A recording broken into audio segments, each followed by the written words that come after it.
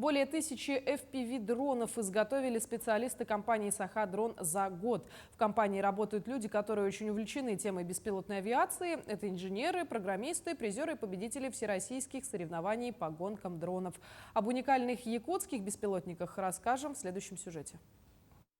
Это один из 1000 дронов, которые изготовили ребята из компании «Саха-дрон».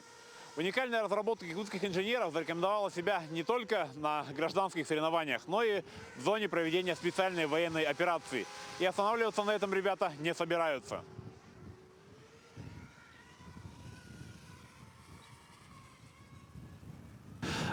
Основные это у нас два дрона. Это Хотай-7 и Хотай-10. Это 7-дюймовые и 10-дюймовые дроны.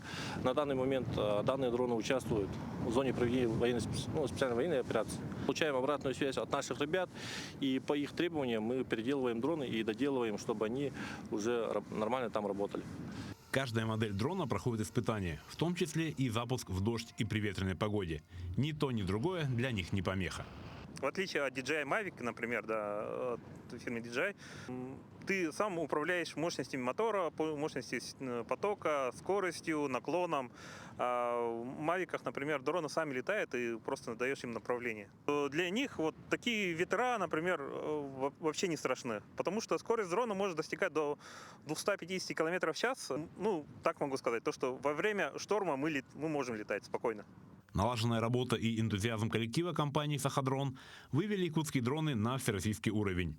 А мощностей компании сейчас хватает на то, что при необходимости они могут выпускать до 1000 экземпляров за один месяц. Александр Хавренко, Семен Семенов, Якутск.